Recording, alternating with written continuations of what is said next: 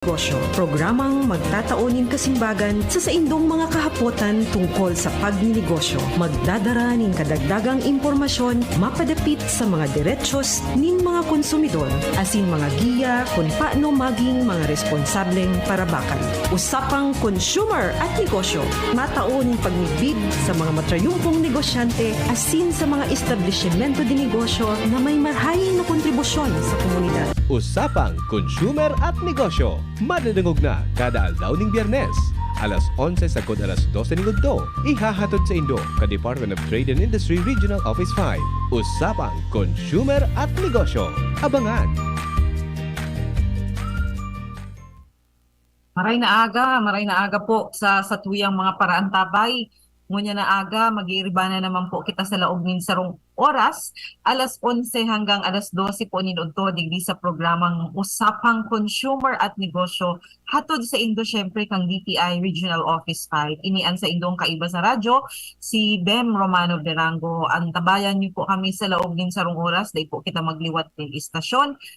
Igwa kitang mga importanteng mga programa kan Department of Trade and Industry na sa tuya pong pag-uurulayan mo niya na aga sa laog din sarong oras para po sa tuyang mga paraan tabay magkaigwa po ki idea kung sa sila pwede makalaog or kung anong mga programa ang pwedeng magbenepisyo sa tuyang mga paradangog lalong-lalo na po itong mga may interest po sa pagninegosyo. So sa Giraray, nadadungog kita syempre sa 729 kHz sa Radio DZGB. Naka-live streaman po kita sa Facebook page kang DZGB News Online as in samuya man po ini syempre isinishare sa samuyang DTI Region 5 Facebook page. So mga may ihapot po, may mga issues and concerns manunungod sa Department of Trade and Industry, especially sa pagninegosyo. Open po ang samuyang text line 0999-883-1471. Ulitin po 0999-883-1471. Ayan po, dahil po kita magduwa-duwa. Yaon po igwa kitang bisita ngunyan syempre na magsisimbag po sa indong mga concerns as in mga issues manunungod sa pagninegosyo. Syempre kaiba ko ngunyan ang samuyang chief kang Business Development Division. Si Mr. Butch Castro. Sir Butch, welcome back. Digdi po sa tuyang programang Usapang Consumer at Negosyo, digdi sa DZGB. Maray na aga, bation ta po muna sa tuyang mga paraan tabay. Maray na aga, Bem, and maray na aga sa Sagabus na mga nagdadangog sa tuya di sa programang tigdara kang Department of Trade and Industry. Merry Christmas po sa Sagabus, no? Madali na Christmas. Oo, pirang simana na sana, dai ko lang tuom kung pirang aldaw, pero ang aram ko, gari mga 5 weeks na lang, Pasko na naman. Kaya, maray na ang mag-iiribanan, ang makakaiba tamo niyan ini si Sir Butch Castro kasi sa tuyang pag-iristoryahan, kung ano itong mga programa na para sa mga negosyo o paano ta mapauswag ang sa tuyang pagninegosyo so mga existing na negosyante as in so mga gusto magnegosyo kung sa insindamala o para makatabang kita sa tuyang pag-uswag man, pagpauswag kan sa tuyang ekonomiya.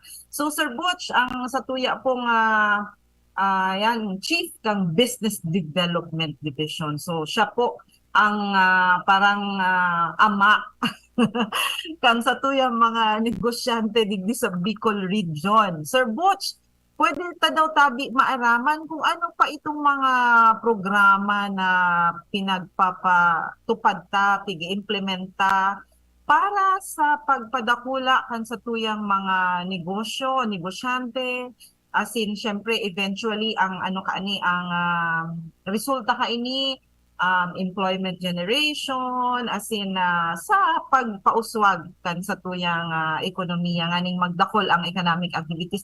Ano po itong mga specific programs?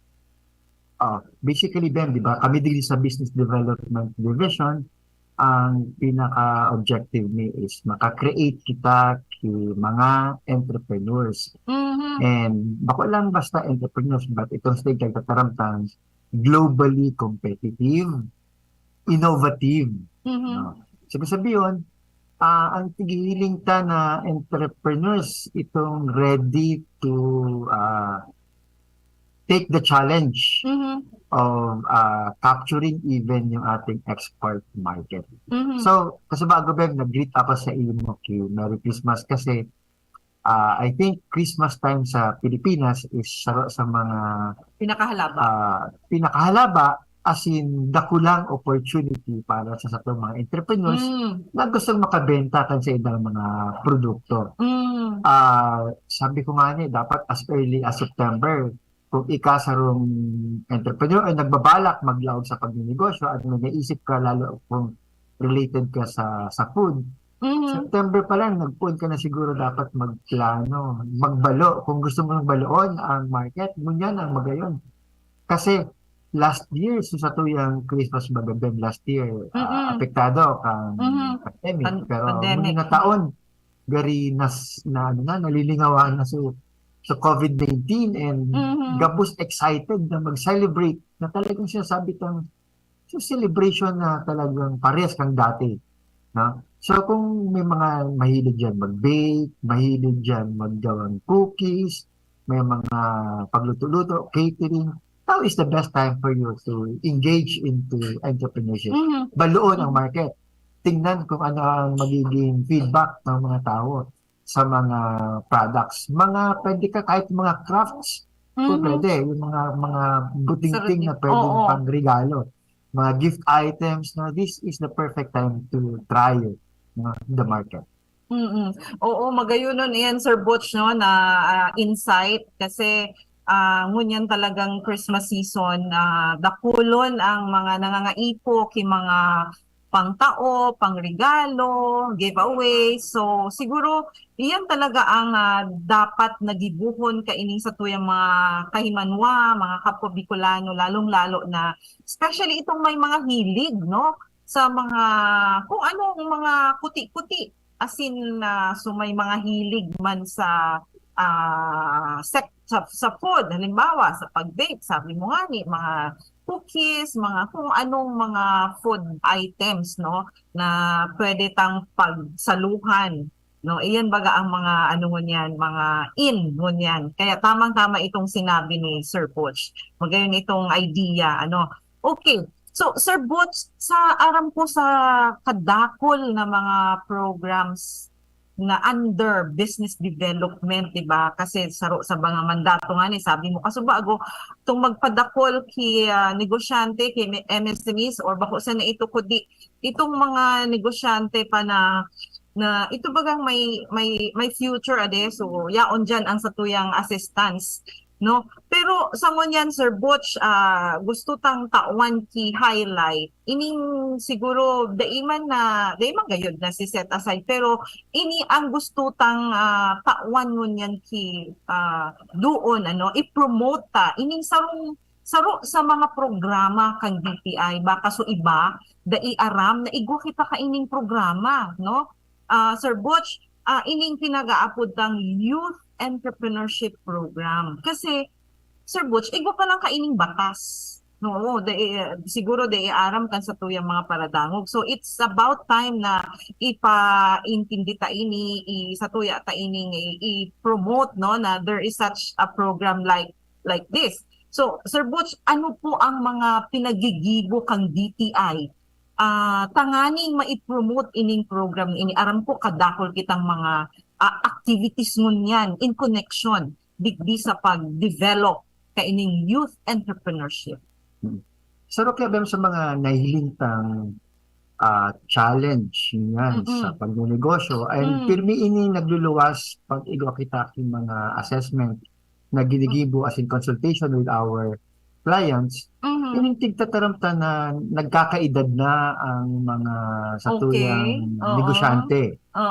No? And para mailog ta itong tig-apod na business continuity, so padagos pa manggaring na may nagnegosyo, dapat igwaning magmamana.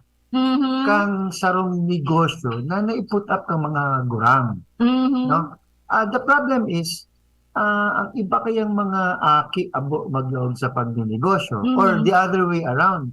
Sumagurang na nag-put up kang sarong negosyo, abo niyang ipasa kasi sabi niya, magtrabaho ka na lang ngayon, mapagal nga ining ginibi ko. Pero di niya nailing that itong ginibo niyang negosyo, no, na Mhm. nag-benefit ang pamilya, dapat Opo. iguang magpadagos kay ito. That is why, Mhm. ining idea on youth entrepreneurship, yung transition kang pag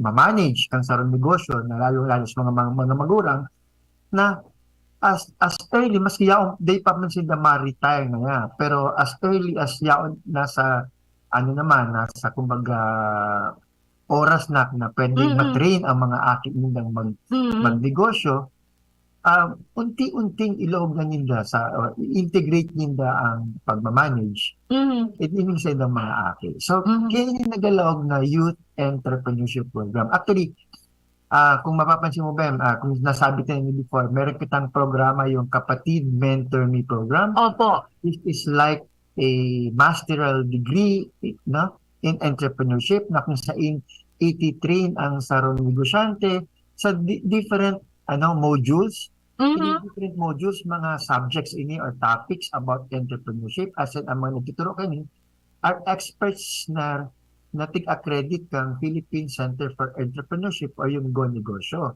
So, Mhm. after graduation, dakulo nagtataram na they have learned a lot. Kasi ang mga nagtuturo digdi, mga mentors digdi, mga coaches Mhm. digdi are all business people. So, Mhm. naagihan nila talaga ang pagnenegosyo. So, ngunit na taon, duwaan sa tuyang batches na tigtigibo, yung first Mhm. batch natin, women yon mga kababaihan. Pero Mhm. itong last batch natin, yung second batch natin, na kung saan next week they will be presenting their business improvement plan and after that they will graduate, no, kung maka present sila ka itong BIP.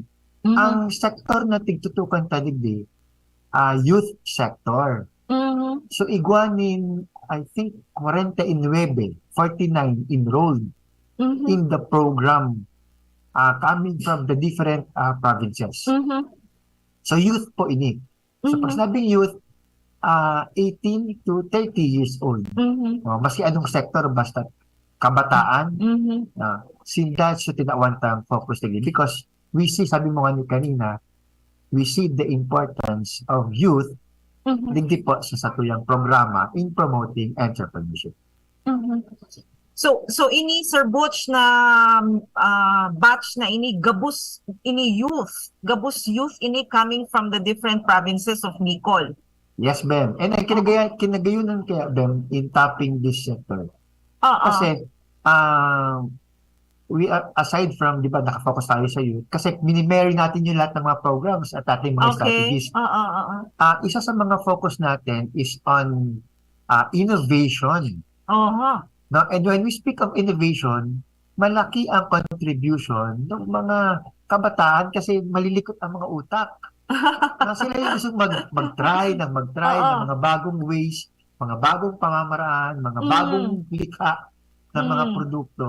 So, Mm. tamang-tama kasi yung strategy natin on entrepreneurship, youth, and at the same time, yung innovation. Mhm. So talagang tumpak Sir Butch sa panahon mo niyan na yaon kita sa panahon mo niyan na kung saan iyan baga ang sentro lalong-lalo na nga ni maski sa national nawala ba ako? Yan Okay. ka. Okay. Okay. So sa national baga, ang focus talaga innovation. Maski sa tuyang secretary, iyo talaga yan ang focus. So tamang-tama, ini talagang sabi mo, ining mga youth tama ka na mga mga creative. Sabi mo nga kasubago, mga malilikot ang isip. So talagang tamang-tama na sinda ang yaon mo niyan sa programa kang Kapatid Mentor Me program. Ano po? Kasi nga ni Sir Butch dati, ang aram ko digdi sa KMME pira sa na ining modules tapos mo niyan may dinagdag. So saro Yeah. garo ini. Tama. Yeah, ano ba ang dinagdag na module? digitalization Oh yeah, actually. digitalization. And when you speak of digitalization, dyan, so paggamit ng mga teknolohiya now na available, marketing has become online. Mga yan. Even yung mga accounting, yung mga tools na ginagamit, mga digital na. So, sino magagaling dito? Usually, the millennials. Correct. Yung ating mga kabataan. So, Oo. tamang-tama. Sila talaga yung, kumbaga, napapanahon. Oo, tamang-tama. Oo, magayuno na timing, no? Sa pag-selekta ngunyan kang mga enrollees digdi sa KMME. Ano ba ini, Sir Butch? Is this only true to Region 5 or gabus bang regions, igwang sector na youth for the KMME? Parang Actually, ganun. yung bawat region can choose which particular sector. Marami yan. Yung sa atin for this year, pinili natin yung una is women. Opo.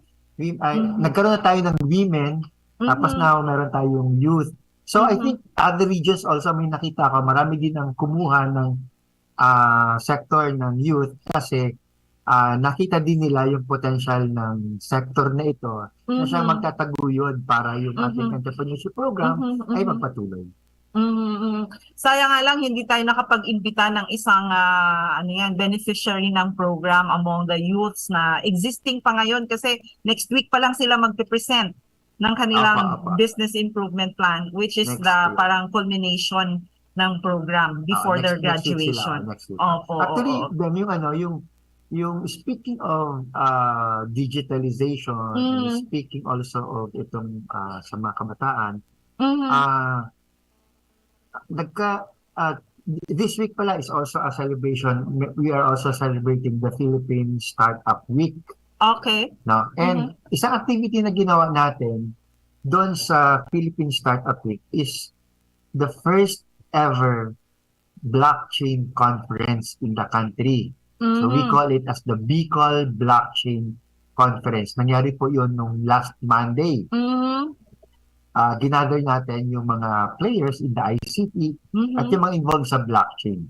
At alam mo yung mga sabi mo kung napansin ko yung participants, they are all youth. Wow.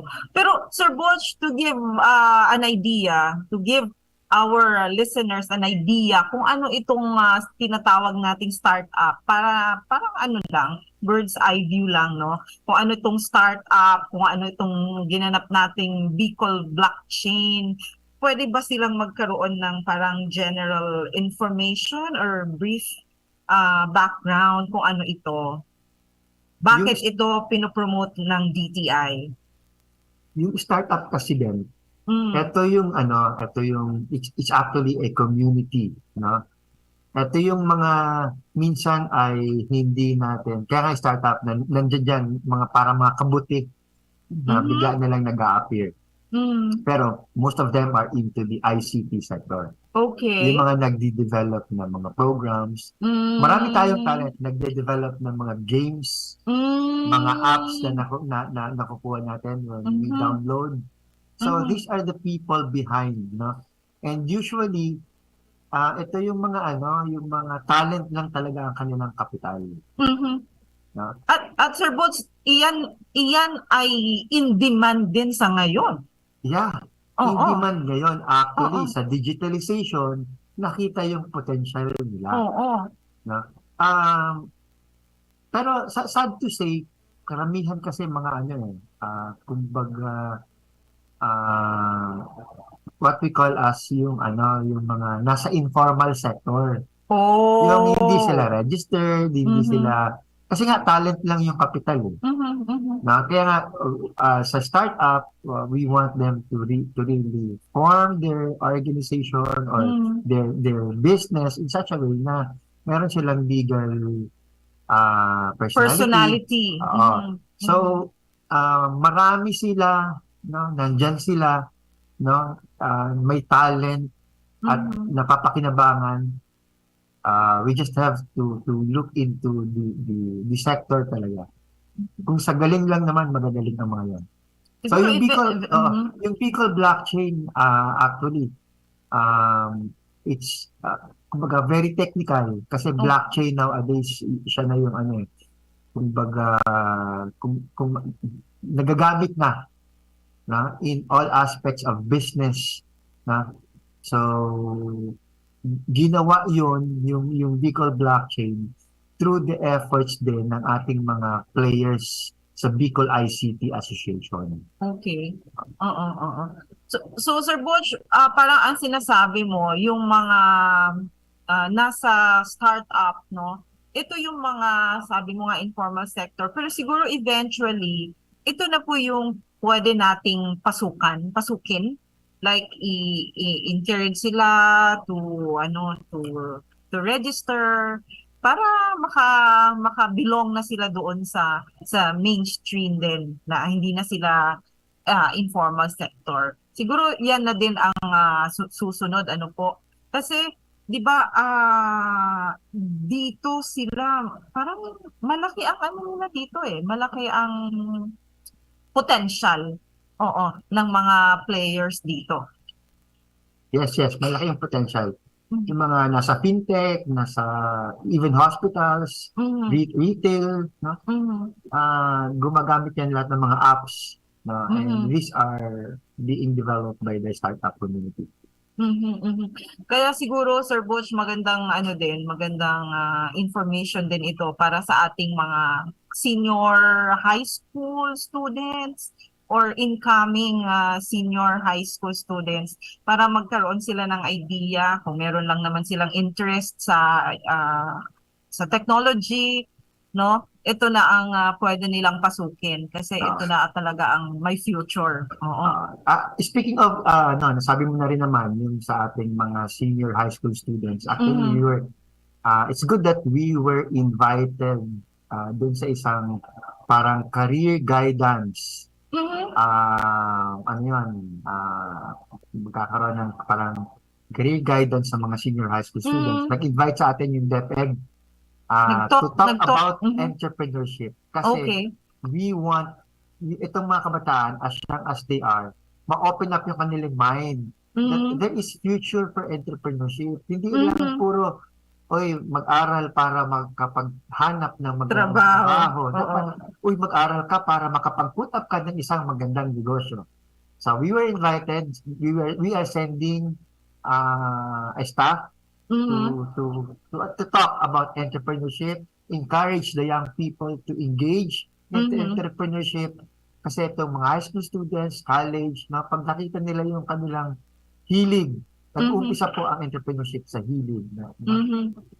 So hindi pa tapos, Sir Butch? Hindi pa tapos to? This is, I think, December's first week yata, may invitation. Oo. Para naman mabago ang parang paradigm ng ating mga parents, ng mga parents, no? Kasi nung mga makaluma, yun talaga ang sinasabi sa atin, mag-aral ka na mabuti para makakuha ka ng magandang trabaho, para makapag-employ ka. So hindi nila naisip na parang mag-aral ka na mabuti para kung may potential ka sa pagninegosyo, makapag-employ ka ng tao, hindi yung ikaw ang mag-employ. Oo, di ba? Be your own boss. Oo. Kasi kaya yung mga listeners natin ba, ng mga parents diyan, ng mga anak nag-aaral, no? Wag po yung setting up the minds ng ating mga anak. Wag lang puro ang pinaka-end goal ay makapahanap ng trabaho. Wag i-limit doon. No? Pwede namang magtrabaho at the same time, makapag-put up siya ng isang maliit na negosyo. So maganda yun, at least dalawa ang income niya. May income siya sa pag-negosyo, may income siya sa pagiging empleyado. Especially yung mga Sir Butch, kung yung mga family nila meron na talagang existing na negosyo. So ito po ngayon ang pinakamaganda na yung susunod na mga generation dapat merong papalit para hindi mawala yung negosyo, para continuous pa rin ang operation. At iyan Sir Butch. Yung may mga kasi ang ginagawa daw pag may negosyo ka, dapat meron kang time na pag-uwi ng bata pag school, pag nag-uwi na, sige na, magbihis ka na, Tapos mag-ano ka na, mag-aral ka na diyan. Samantalang yung on the job, pag dumating daw sa bahay o doon sa ano, lalo kung ang negosyo ay nasa bahay lang, oy, bago ka magbantay ka muna kang tindahan. At least, di ba, natuturuan natin yung mga bata kung paano talaga pagdinegosyo at a very young age. Pero, Sir Butch, magayon ang gari ngunyan, sa ngunyan, igwa kitang mga clients, no? Itong mga parang mga existing na negosyante na igwa na talaga sindang mga pigtitrain na mga aki ninda na ma-assume kang negosyo pag syempre pag magurang naman sinda. And I think ining sa tuyang mga enrollees, Sir Butch, digdi sa KMME na youth sector, ang nagkapira kaini mga aki. Tama po ako? Yeah, mga aki ka, mga existing entrepreneurs. Kaya nga looking at kahit nung Bem, yung recent Orgulyo kan Trade Fair. Napansin mo, di ba? Yung mga nagbabanta usually are the next generation na ng mga negosyante natin. So, nakakatuwa kasi alam natin na may business continuity sila, sinusundan, na hindi titingnan nila na habang buhay sila ang magmamanage ng negosyo. So, kahit hindi nila binibigay full-time yung pagmamanage, but binibigyan nila ba, ikaw, bahala ka sa marketing. Ako nang bahala sa ibang aspect ng pagninegosyo. Sa marketing, diyan ka mag-focus. So, maraming mga magagandang stories on youth entrepreneurship na makikita natin. May mga talagang bagong tubo na sa kanila nag-umpisa. Pero yun nga, inabanggit mo, yung mga nag-involve na from the businesses of their parents. So siguro, Sir Butch, sa mga masunod na programs pwede kita mag-invite sarong youth entrepreneur para naman na magtao inspirasyon duman sa satuyang mga youths who are also interested sa paglaog sa negosyo. Kaya mas magayon na igwa kitang makahuron na sarong beneficiary kang programa tang ini lalong-lalo na ini sa Youth Entrepreneurship Program. Youth pa man bagay Bem? 28 ka pa mas na, 29 ako. Okay, i-claim na iyan. Okay, kapag kaini Sir Butch, alam ko igwa pa kitang mga ibang programa na like ngunyan sa ngunyan. Meron tayo ba ngayon na ongoing 8th Regional Youth Entrepreneurship Congress. Nangyayari po yung ngunyan sa Camarines Sur. Okay. So ang theme kayo is creativity and innovation to optimize entrepreneurship. And ang daming naka-line up, maraming tingnan ko yung program, ang daming naka-line up ng mga talks and mga plenary sessions on youth entrepreneurship. Meron actually mga nangyayaring live selling, online selling. Meron silang in-invite ng mga speakers ng mga successful stories ng mga youth. Tapos meron ding mga digitalization sessions. So it's happening November 17 to 18 as we are now having this program. Simultaneously, may nangyayaring Youth Entrepreneurship Congress sa Camarines Sur. Tapos, gari Sir Butch, igwapang nangyayari mo niyan kung di ako nasa sa national, igwa kitang youth, program na yaon sa pinag-aatendan kansarotang ka-opisina sa Cebu, tama? Actually hindi, maduman pa lang siya. Maduman pa lang siya, okay.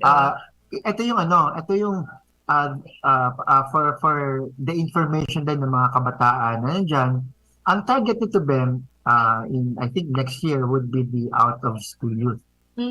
Yung mga hindi nabigyan ng pagkakataong makapagtapos ng So, one of our staff is attending a ride shop in Cebu next week to undergo a trainer's training program for may tatlong training programs.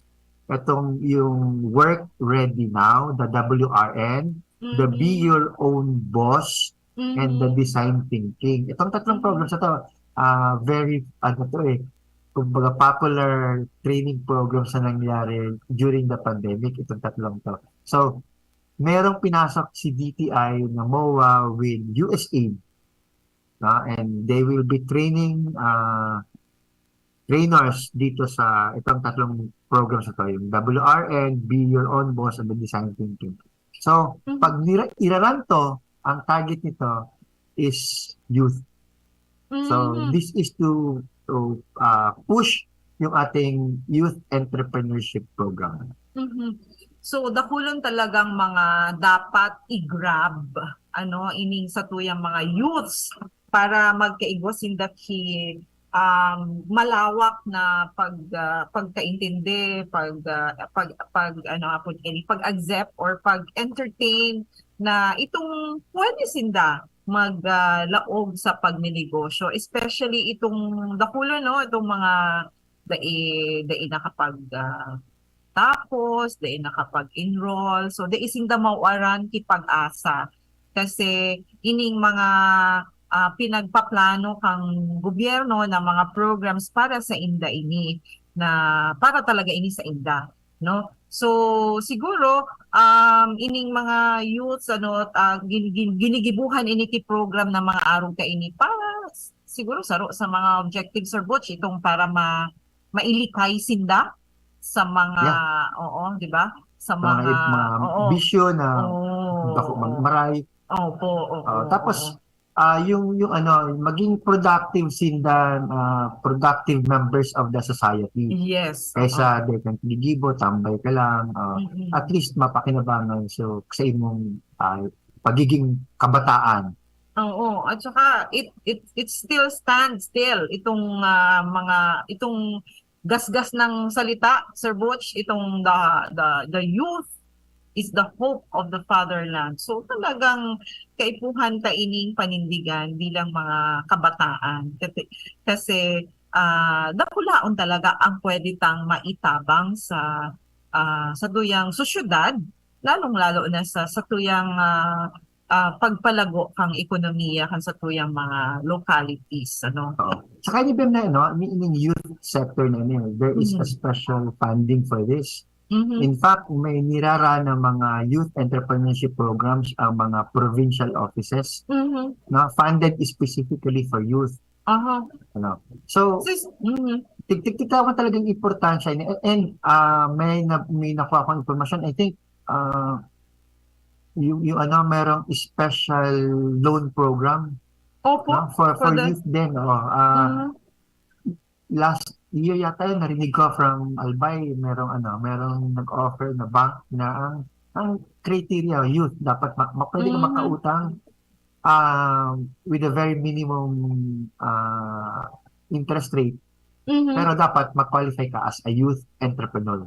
Oo. Siguro Sir Butch pinakusog ini dahil duman sa act na youth entrepreneurship. Ano nga nito? Gubagang nabasa ko ito kang nag-browse ako. Iguang Republic Act 10609, itong Youth Entrepreneurship Act, no? So dahil duman, pinakusog talaga ini na programa sa pag-develop kang youth entrepreneurship. Tapos, syempre, igwaman duman ki mga criteria, Sir Butch, kung paano ka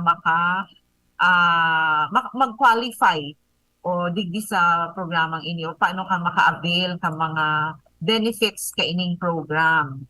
So, siguro sa tuyang mga provincial offices, yaon man sa indang pagkampanya, no? Kaining programang ini para dakol ang maka-benefit.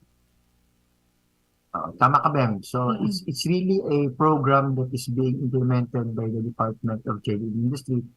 And ang pinaka-purpose po ay is targeting the young demographics of the country to become productive individuals through entrepreneurship.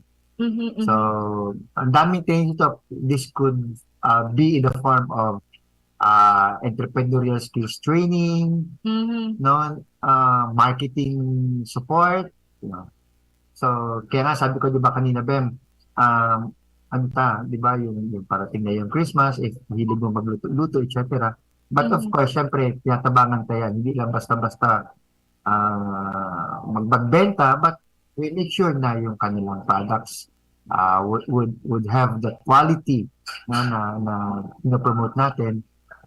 Yung label, pinapaganda natin, the process, no? In fact, yung regular program natin na nagbibigay tayo ng assistance for them to be FDA, LTO compliant, ginagawa natin yan sa ating mga food producers. So, hindi lang sa mga kabataan, mga youth, but for all foods, the whole food sector. Pero Sir Butch, para sa mga kabataan, ano po, dai po sinda mag-alang-alang kung nahihiling ninda na igwa sindang futuro, igwa sindang potential, igwa sindang passion, no, sa kung ano man na bagay na pwedeng papagkakitaan. Igwa baga kita, Sir Butch, siguro it's ano din na i-promote na din ang sa tuyang mga negosyo centers. Daisinda duwa-duwa na magbisita, no, duman sa tuyang mga negosyo centers para mag-inquire, maghapot kung ano itong mga pwede nindang laugan na negosyo or kung ano itong mga programa na available, no, duman sa tuyang mga negosyo centers kasi igwa iyan ang mga naka-schedule na mga programs, ano, Sir Butch? Oo. Saka for sure these days in the mag-aalangan sa mga business counselors kasi mga kaedad din na yan. They are also very young, yung mga business counselors na mga 24, 28 or 29 years old. Takong sa tuya, baka sabihin ko, nasusupong kami, medyo may edad na. Duman, mga business counselors, mga nasa youth sector for sure. Kaya hindi kayo mo magkakaduang isip na mag-ranisa sa inda. Kasi makaka-relate kayo for sure. Yung frequency ng inyong mga utak, halos para-pareho. Tama.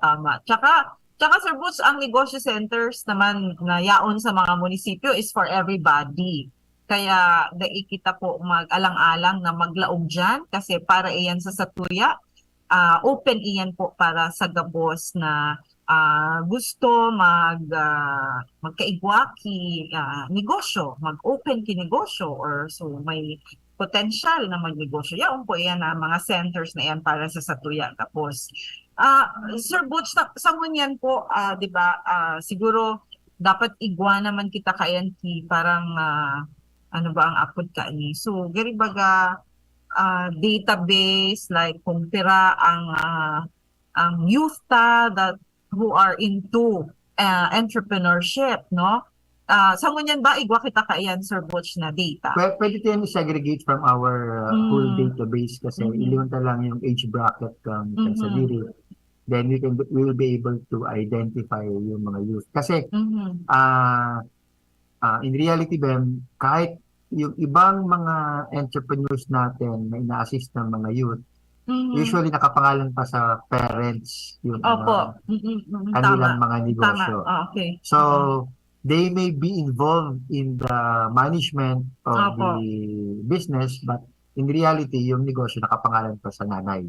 So ganun yung mga But we will be able to identify yung talagang direct beneficiaries of the YEP program ng ating mga provincial offices kasi nag-implement sila ng YEP program talaga, yung mga bawat mga provincial office natin. Ayan, oo. Sir Butch, bago kita magpadagos, ikulig ding nag-comment na digdi sa live feed, no, kaining program. Very good topic po from Potato Corner, Tabaco City. Sino kaya ang may-ari ng Potato Corner sa Tabaco? Baka, gari aram po may-ari ka ni. Ben, actually yung mga franchisees ng mga so mga saradit, yung mga saradit na nagpuro-asinda usually, di ba? Kasi very easy talaga i-put up yan na negosyo, yung mga ganyan. Now, if you think kulang pa ang iyong kaalaman sa pagninegosyo or gusto mo pang palawakin, baka kasi mag-explore ng mga bagang bagay, open po ang DTI para sa inyo kung gusto niyo mag-participate sa aming mga training programs. Libre po tayo, Ben, hindi po tayo nagpapabayad. Now, you just have to uh, know kung ano yung schedule ng mga training programs ng ating mga negosyo centers or the DTI provincial offices. Okay, oo. At saka, Sir Butch, nasabi mo, ano, especially itong may mga interest mag-franchise, kaining mga saradit, yung mga apod ka ini, so mga booth baga, mga food stalls, no? Kiosks. Oo, mga food kiosks, oo. So, kung igwa ka mong naisip or may gusto ka mong ihapot tungkol digdi, dahil po magduwa-duwa, maglaog sa maski sa ina negosyo center or DTI office na harani sa Indo.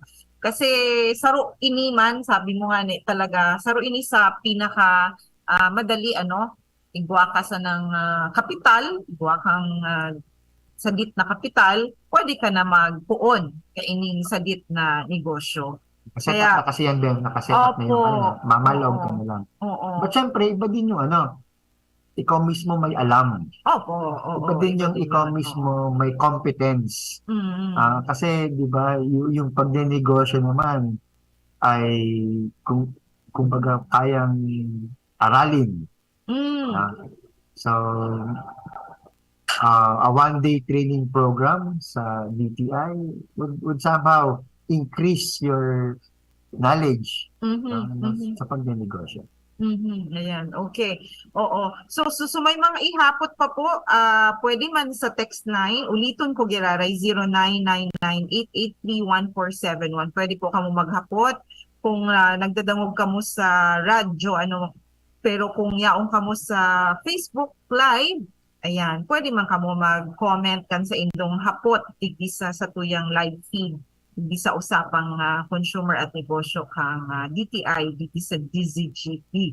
Ayan, okay. So, sa ngunyan, Sir Butch, ining pinagsasagibot ang ini KMME sa youth sector. Sabi mo may 49 na enrollees. Gabus ba ini makaka-graduate? Oh, yan ang sa tuyang objeto. Our target is 100% na graduation rate. So, gabos na nag-enroll, dapat maka-graduate sila.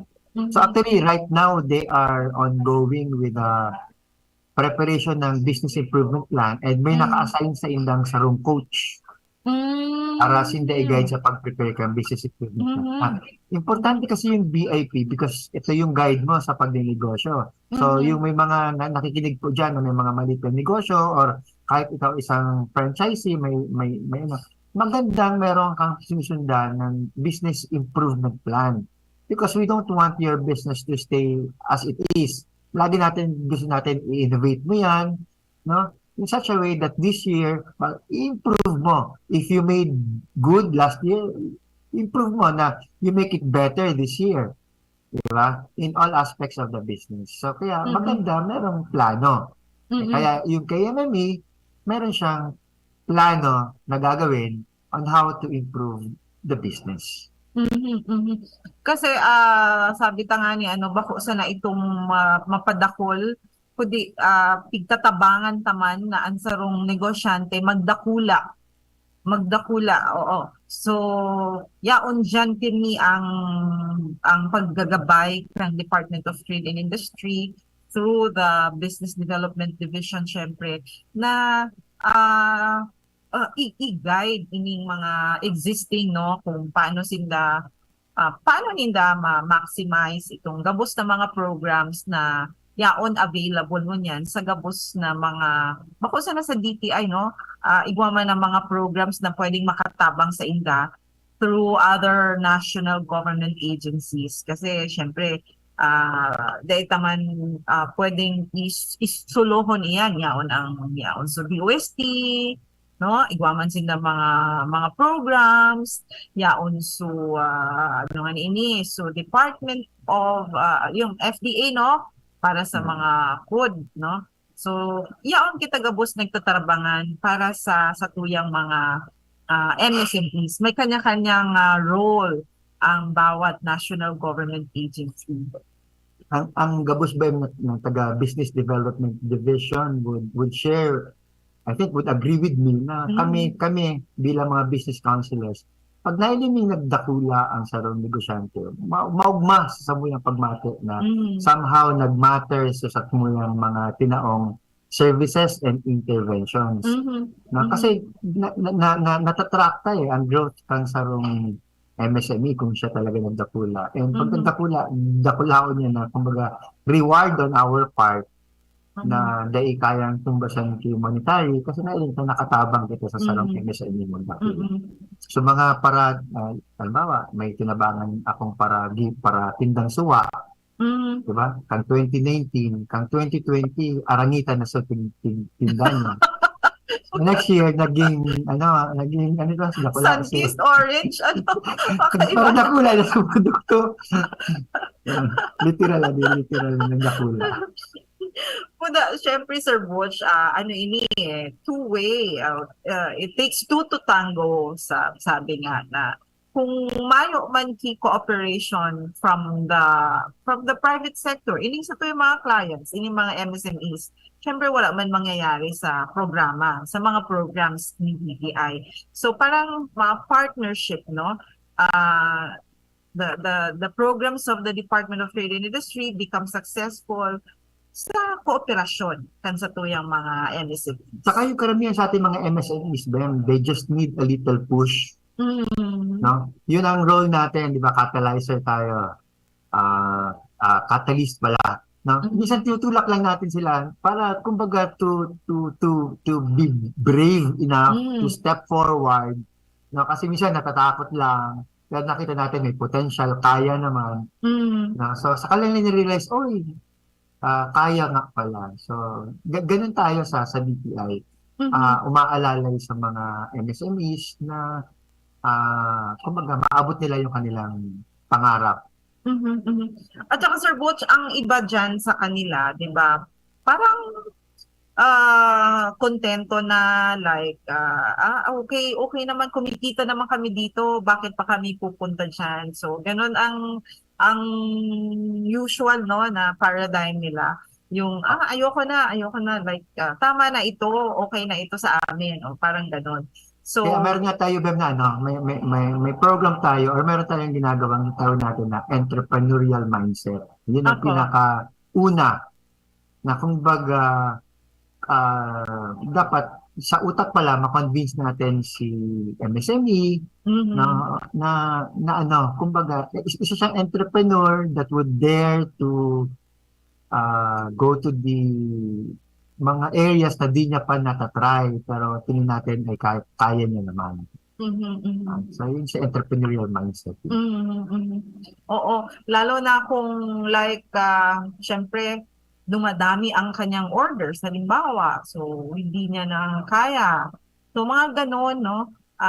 Pwede namang tingnan yon like pwede namang i-try, like yung mga ganon, di ba? Dapat nandun, meron silang ganon na parang, ang tawag doon, isa sa mga pinaka-importanting characteristics ng isang MSME ay dapat isa kang risk taker. Saka yung ganyan, Bem, na problem, pinapakita natin sa mga MSME, it's a good problem. No? Yung hindi mo na makope yung order mo kasi dumadami na, it's actually a good problem. Kaysa yung problemang, sir, natatambak po dito yung products namin, hindi po maibenta. Na? Kasi pag nakita mo, hindi mo na makope yung orders, ibig sabihin, patok yung product mo. May tumatangkilik ng products mo.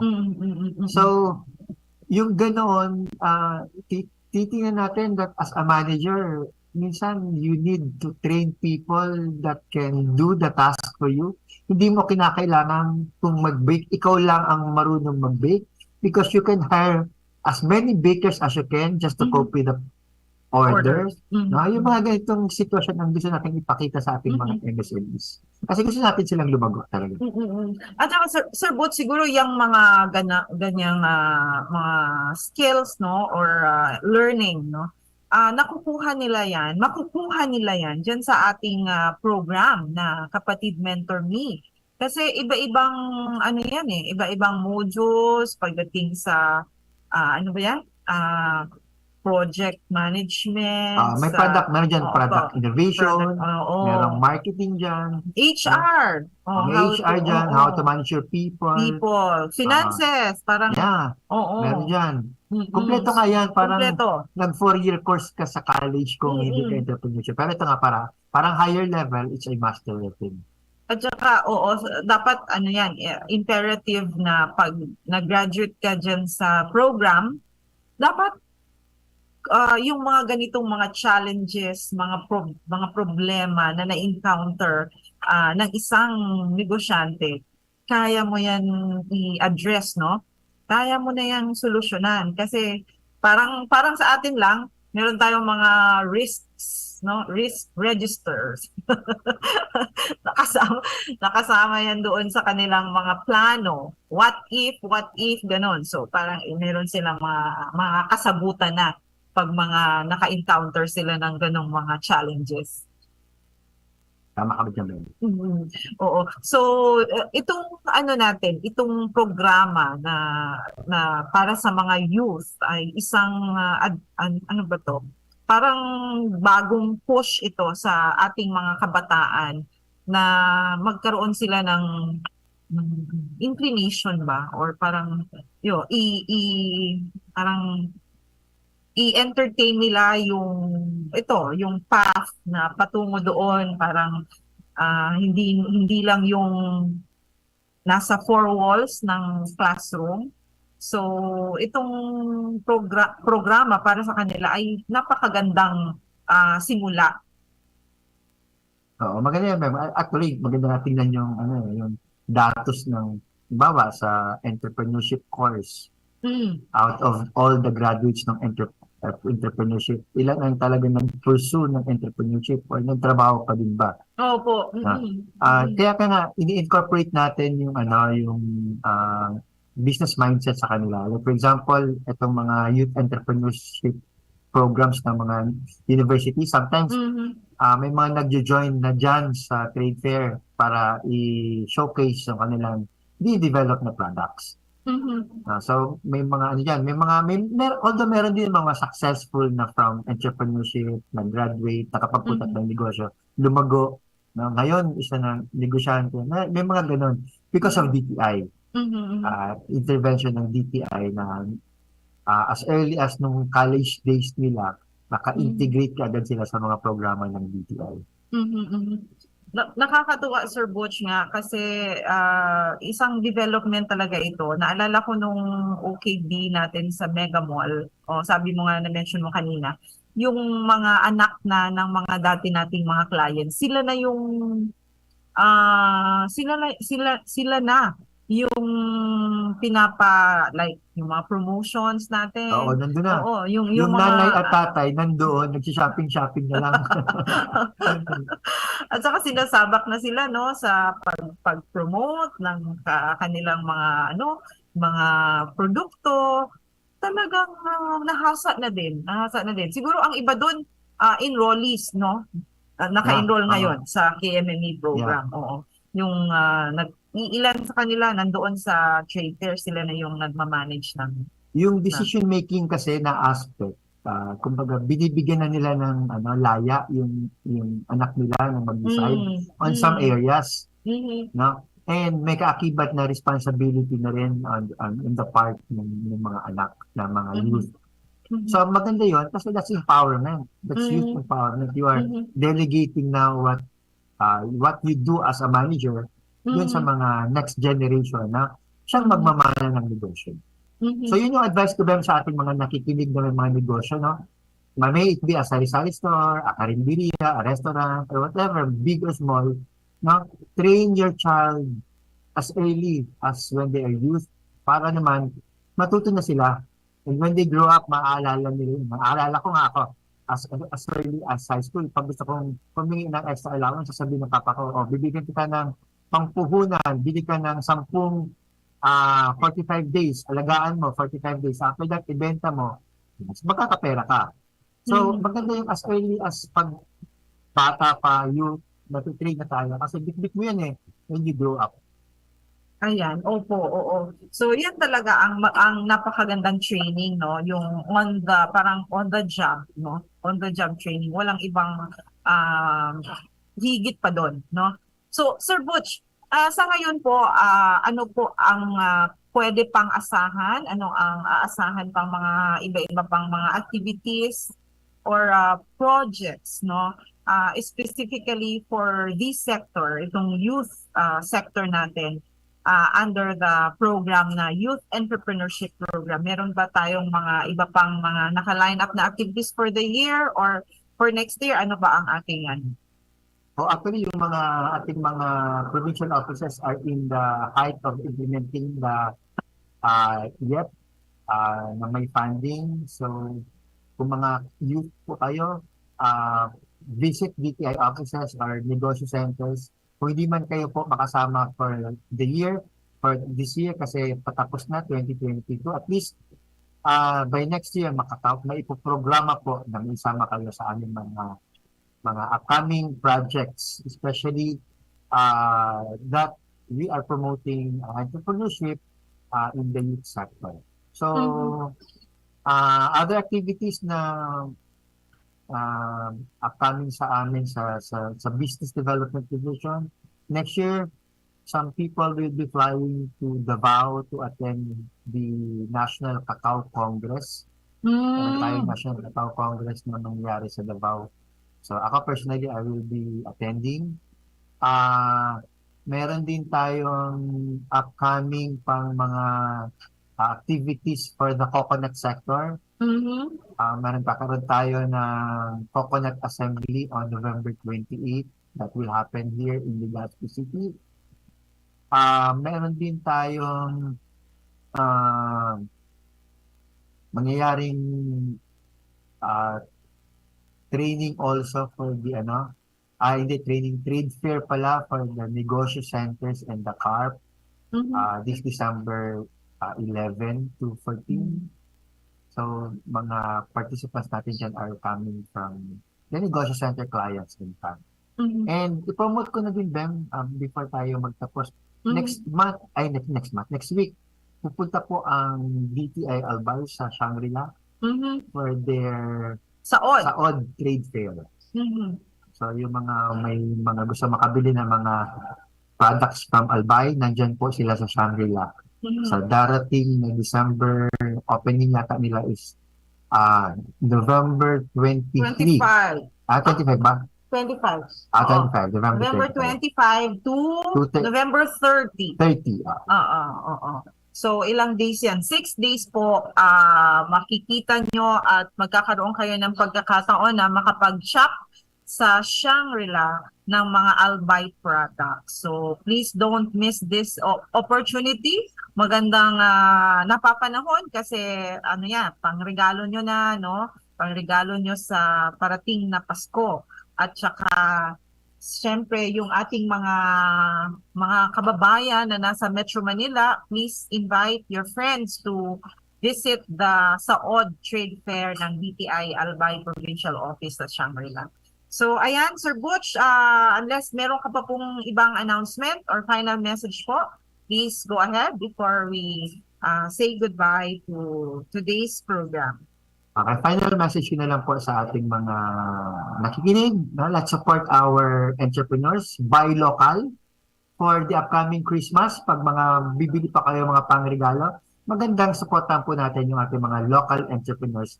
Buy their products as your gifts to your friends, families. At supportan po natin yung ating mga negosyanteng Bicolano.